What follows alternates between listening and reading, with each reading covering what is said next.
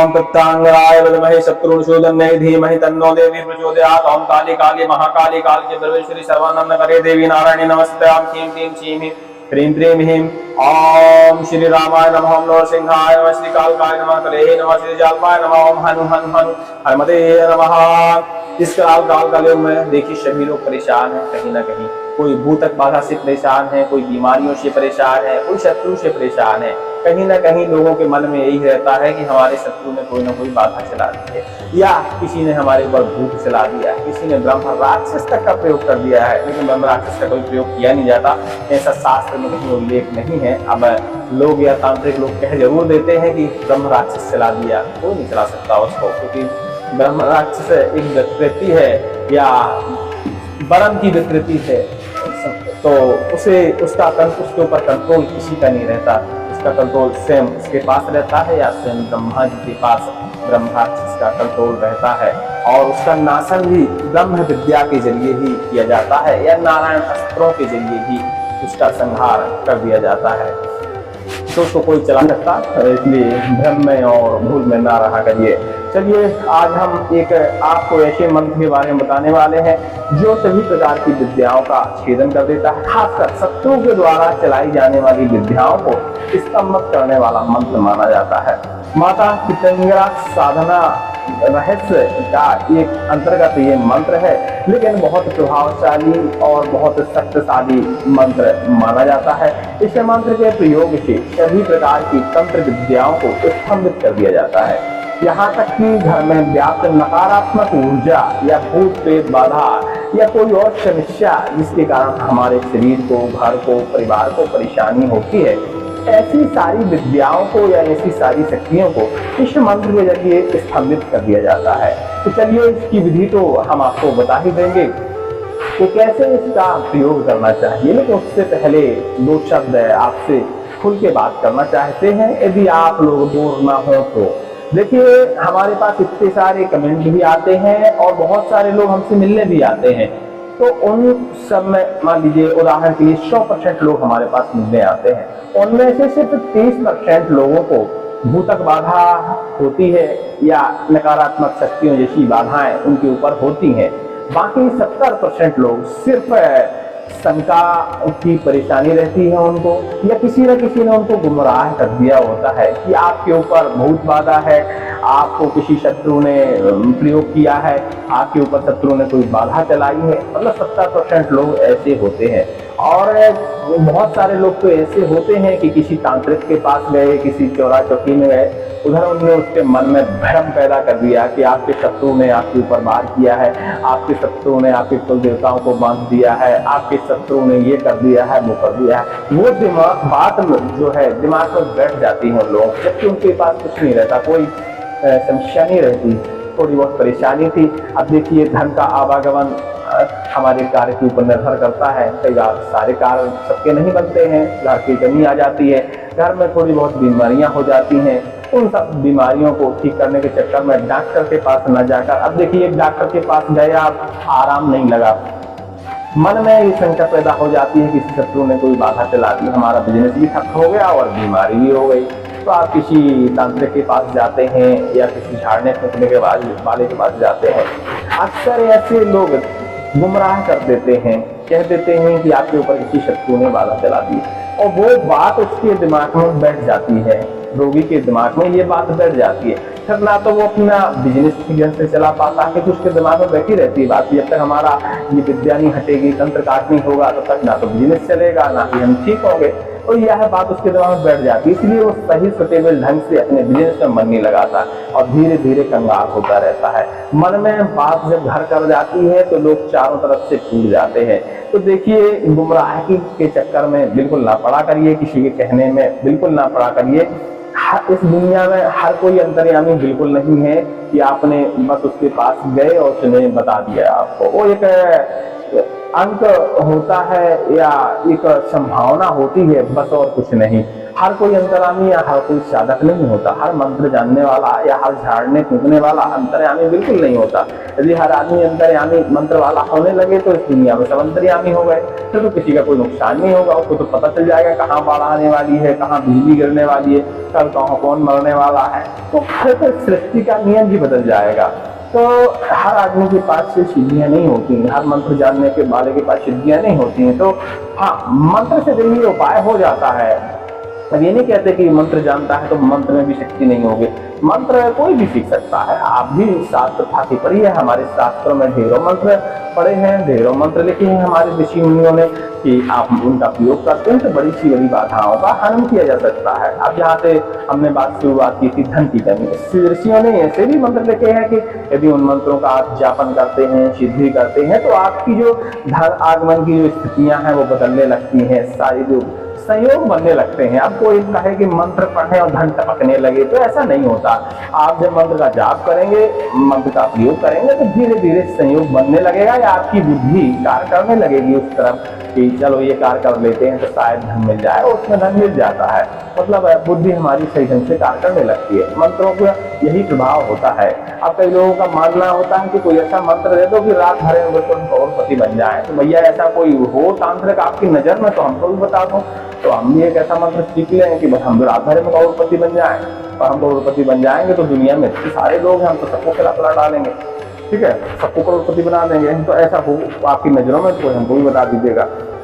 हमारे पास ऐसा मंत्र नहीं है जो रात भर में लोगों को करोड़पति बना दे। चलिए विषय की तरफ चलते हैं। तो शंकाओं की समस्या के कारण सभी लोग परेशान हैं। हमने बताया सिर्फ 30% लोग ही पीड़ित रहते हैं, बाकी सबके मन में भ्रम भर दिया जाता है, और भ्रम के चक्कर में ना तो फिर वो इलाज कराते हैं, ना ही उनका किसी कारण मन लगता है, और धीरे धीरे वो बर्बाद हो जाते हैं। और लास्ट में मरते दम तक उनके मन में यही ख्याल रहता है कि मेरे किसी शत्रु ने बहुत प्रबल विद्या चला दी थी, और बस उसी चक्कर में वो निपट जाते हैं उनका। और फिर क्या होता है, जब लंबा समय गुजर जाता है इन सब चीजों में, तो फिर दवाइयां असर करना बंद कर देती है, क्योंकि बीमारी फिर गंभीर हो जाती है। फिर वो दो टाइप की बीमारी बन जाती है, एक तो मानसिक बीमारी और दूसरा शारीरिक बीमारी। आप शारीरिक बीमारी को ठीक कर लेंगे, आपकी मानसिक बीमारी फिर से शारीरिक बीमारी आपको अंदर तैयार कर देगी, तो वो बीमारी तो जिंदगी भर चलती रहती है। तो देखिए, गुमराह बिल्कुल ना हुआ करिए। यदि आपको शंका है कि वाकई हमारे ऊपर किसी प्रकार की बाधा है या किसी शत्रु ने वाकई बाधा चला दी है, तो देखिए कितनी भी बड़ी बाधा क्यों ना हो, कितना बड़ा प्रयोग क्यों ना शत्रु ने किया हो, यदि आप किसी एक छोटे से मंत्र का छोटी सी सिद्धि, छोटे सा प्रयोग यदि आप करते हैं और आपको राहत मिल जाती है, तब तो समझना चाहिए कि हाँ वाकई बाधा थी। अब हमें उसका किसी उचित व्यक्ति से उपाय पूछ लेना चाहिए। तो यह जो मंत्र हम आपको बताने वाले हैं, इस मंत्र से आपका रिजल्ट निकल आएगा कि वाकई बाधा थी या नहीं थी। यदि आपको लगता है कि बाधा थी तो आपको उचित आदमी व्यक्ति ढूंढ लेना चाहिए और अपना वाकई ट्रीटमेंट कराना चाहिए तंत्र विद्या से मिलता जुलता। और यदि ऐसा कुछ नहीं निकलता है, आपको रिलीफ नहीं मिल रहा इस मंत्र से, तो बिल्कुल समझना ये चाहिए कि हमारे शरीर में या तो मानसिक हमको बीमारी हो गई है, तो मानसिक डॉक्टर से मिलिए, या और कोई हमारे शरीर में गंभीर बीमारी है तो आप उस टाइप के डॉक्टर से मिलिए, डॉक्टर बदल के मिलिए, ठीक है। यदि एक जगह आपको रिलीफ नहीं मिल रहा तो दूसरी जगह जाके किसी अन्य डॉक्टर से मुलाकात करिए और अपना संपूर्ण इलाज कराइए, आप स्वस्थ हो जाएंगे। फिर आपको तंत्र मंत्रों का चक्कर और दुनिया तांत्रिकों का चक्कर छोड़ देना चाहिए। हाँ, ईश्वर का ध्यान करते रहना चाहिए। ईश्वर के मंत्र हर चीज में सहयोग करते हैं, कहते हैं कि दवा के साथ दुआ कार्य करती है, तो आप उन मंत्रों का प्रयोग कर सकते हैं जो नित्य क्रिया में, नित्य जीवन में आप उतार सकें। बल्कि एक लंबी साधना का चक्कर छोड़कर आप उचित डॉक्टर के पास जाएं तो आपकी सारी समस्याएं हल हो जाएंगी। अब कैसे परीक्षण करना चाहिए, तो अब वीडियो बहुत लंबा हो जाएगा, इसलिए हम शॉर्ट में आपको बता देते हैं। किसी भी शुक्रवार के दिन या शनिवार के दिन जो मंत्र हम आपको बताने वाले हैं, पहली बात तो यह है संकटनाशक है हमारे पास श्रवण के लिए उपलब्ध है, तो आप जाके इसको श्रवण कर लीजिएगा। मंत्र का प्रयोग या जब तभी क्रिया करिए जब आपको मंत्र पूरी तरह रट जाए। तो यह मंत्र संकटनाशक है हमारे, अभी आज ही कल में रिलीज हुआ होगा, तो आप जाके इसको श्रवण कर लीजिएगा और श्रवण करते करते बाकायदा याद करिएगा। देखिए, यदि किसी के अंदर बाधाएं होती हैं तो श्रवण करते करते 2 से 5% आराम लग जाता है। और मंत्र श्रवण करने में इतना ही आराम लगता है। कोई सोचे कि पूरी तरह स्वस्थ हो जाए, पूरी बाधाएं नष्ट हो जाए, तो श्रवण करने से पूरी बाधाएं नष्ट नहीं होती हैं। उसका प्रयोग करना पड़ता है और मंत्रों की सिद्धि करनी पड़ती है। श्रवण के लिए मंत्र इसलिए उपलब्ध कराए जाते हैं कि लोगों को मंत्र रट जाए, अपने दैनिक जीवन में मंत्रों को उतार लें, या मंत्रों का जब रट जाएंगे तो देखिए 2-5%, 10%, किसी किसी को 30% तक आराम लग जाता है।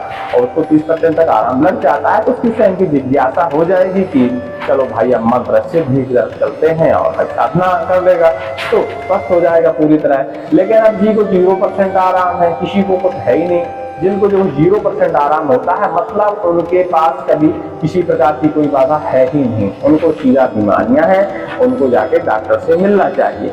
अब जैसे हमारा आप नारसिंह बंधन काट मंत्र ले लीजिए, बाकर चंडी ले लीजिए, हनुमान वज्र मंत्र ले लीजिए, हनुमान उग्र मंत्र ले लीजिए, नारसिंह कवच मंत्र ले लीजिए, और नारायण 41 ले लीजिए, सुदर्शन 41 ले लीजिए, सुदर्शन चक्र मंत्र ले लीजिए। किसी ना किसी मंत्र से आपको 10%, 5% भी आराम मिल रहा है, तब तो आपको मंत्रों का प्रयोग करना चाहिए। और यदि नहीं मिल रहा है आराम, तो समझ लीजिए किसी भी प्रकार की कोई बाधा है ही नहीं, तो आपको भ्रम में बिल्कुल जीना ही नहीं है। आपको सीधा डॉक्टर के पास जाना है और डॉक्टर से अपना इलाज कराइए। एक जगह आराम नहीं मिलता, दूसरी जगह इलाज कराइए। चलिए विषय से बार बार हट जाते हैं, मंत्र की तरफ चलते हैं। मंत्र पहले सुनिए, फिर हम आपको विधि बताते हैं। यह आपके परीक्षण का एक विशेष मंत्र रहेगा। इस मंत्र से वैसे यदि आप पूर्णतः इस मंत्र की सीधी विधि कर लेते हैं तो सभी प्रकार की बाधाएं आपकी नष्ट हो जाती हैं, और खासकर शत्रु के द्वारा चलाई गई बाधाएं तत्काल ही नष्ट हो जाती हैं। चलिए, ओम हिलि हिलि ओम हन हन ओम गिलि गिलि ओम मिलि मिलि ओम भूरि भूरि विद्यु जिह्वे ज्वल ज्वल प्रज्वल प्रज्वल धम धम बंद बंद मत मत प्रमथ प्रमथ विध्वंसय विध्वंसय सर्वान् दुष्टान् ग्रस ग्रस पेब पेब नाशय नाशय त्रासय त्रासय भ्रामय भ्रामय दारय दारय द्रावय द्रावय दर दर विदुर विदुर विदारय विदारय रंग रंग रंग रंग रंग रक्ष रक्षाम तम रक्ष रक्षाम हूं फट स्वाहा। ओम विश्वमूर्ते महातेजसे ओम ठाठा मम शत्रुणम विद्यम विस्तंभय स्तंभय कीलय कीलय हूं फट स्वाहा। इस मंत्र को क्या करना है, रविवार या शनिवार के दिन सिर्फ 108 बार आपको जाप करना है, सिर्फ 108 बार। ये सिर्फ परीक्षण के लिए होगा, सिर्फ 108 बार जाप करिए।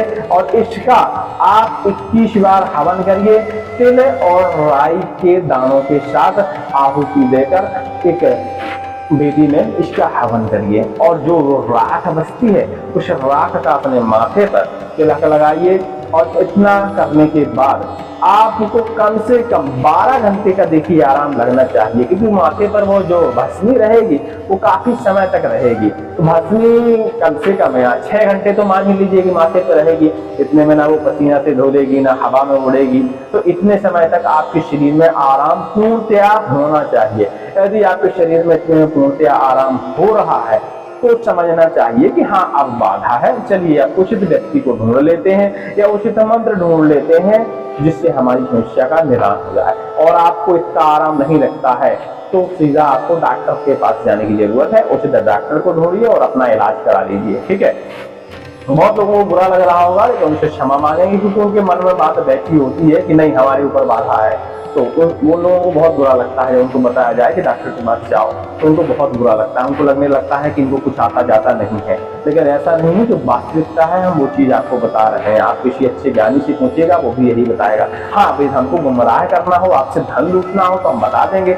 जैसे हमारे आप सामने आएंगे, हमको कॉल लगाएंगे, वो बता देंगे आपको तो शत्रु ने मरण मुख चलवाया है, ये बिगड़ गया है, वह गया वक्र है, ऐसा है, आपको पित्र बन गए। हम ढेर बता सकते हैं, कोई दिक्कत नहीं। आप जो आपने सुना होगा पहले से हम वही बता देंगे, आपको संतोषी हो जाएगी, लेकिन उससे ठीक थोड़ी ना हो जाएंगे। बताने से कोई व्यक्ति ठीक नहीं होता, आपको उपाय करना पड़ेगा तभी आप ठीक होंगे। यदि आपके पास बाधा है तो छोटे छोटे उपाय कर लीजिए। बाधा नहीं है यदि परीक्षण करिए, बाधा नहीं है तो डॉक्टर के पास जाइए, उपाय हो जाएगा। आप मौसमी देखो समस्याएं होती हैं, कई लोगों को गर्मियों के समय में शरीर भारी रहता है, माथा एकदम बंद रहता है, बुद्धि कार्य नहीं करती। लोग समझने लगते हैं कि नहीं भूत प्रेत बाधा है, मेरे दिमाग पर एकदम कंट्रोल है, बुद्धि का मेरी बंधन कर दिया है। तो ऐसा हर व्यक्ति के साथ ऐसा नहीं होता। बताया 30% व्यक्तियों को बाधा होती है, वाकई होती है, बाकी 70% को सिर्फ शक्ति समस्याएं होती हैं, वो किसी न किसी ने उनको भ्रमित कर दिया होता है। तो भ्रमित ना हुआ करिए। हिंदू धर्म के हैं तो बढ़िया परीक्षण करिए, या किसी भी धर्म के हैं तो सबके धर्मों में अपने हिसाब से देखिए मंत्र होते हैं। आप किसी भी धर्म से हैं, उसी धर्म का अपना कोई भी भूत प्रेत नाशक मंत्र ले लीजिए। सभी धर्मों के मंत्र शक्तिशाली होते हैं, ठीक है, अपनी अपनी जगह पे सब शक्तिशाली होते हैं। तो आप किसी अपने ही विषय का मंत्र ले लीजिए, उसका कोई विधि ना करिए, सिर्फ उसका आप 108 बार जाप करिए, 21 से लेकर 51 तक उसका हवन कर दीजिए। विधि नहीं करना है, अभी सिर्फ आपको परीक्षण करना है, और उस भस्मी को अपने माथे पर धारण करिए। यदि आपको तत्काल भी आराम महसूस होता है और जब तक भस्मी सिर पर रहती है तब तक आपको आराम लगा रहता है, तो समझना चाहिए कि बाधा है। और नहीं लग रहा है ऐसा तो तत्काल डॉक्टर के पास जाइए, उचित डॉक्टर के पास जाइए, डॉक्टर बदलिए, बार बार बदलिए, कहीं ना कहीं आपको आपकी बीमारी पकड़ में आएगी और आपको आराम लग जाएगा। मंत्र आप समझ गए होंगे कैसे इसको प्रयोग करना है, सिर्फ ये परीक्षण मंत्र है। बाकी इस मंत्र की संपूर्ण विधि यदि किसी को करना है, क्योंकि इस मंत्र से सभी प्रकार के शत्रुओं की बाधा को, सभी प्रकार के शत्रुओं की विद्या को पूर्णतया स्तंभित कर दिया जाता है। तो वह मंगला वीडियो बनाएंगे कि पूरा विधि विधान क्या है इसका, क्योंकि ये बहुत प्रभावशील मंत्र माना जाता है और इसके परीक्षण भी इतने खतरनाक है कि तत्काल ही शत्रु की विद्या स्तंभित वहीं रुक जाती है। फिर वो विद्या ना तो चला पाता है, ना ही वापस लौटा पाता है, कुछ नहीं कर सकता, इसकी विद्या ही खत्म हो जाती है। तो ऐसा इस मंत्र की सिद्धि विधि, पूरी सिद्धि विधि अगली वीडियो हम बताएंगे। बहुत बड़ा मंत्र हो गया, बहुत बड़ा वीडियो हो गया है, तो आप बोर हो जाएंगे। अगला वीडियो हम जब बनाएंगे तो इसकी आगे की विधि आपको बता देंगे। मंत्र श्रवण के लिए संकटनाथ को मिल जाएगा, जाकर श्रवण कर लीजिएगा। सभी को जय श्री राम, जय हनुमान जी।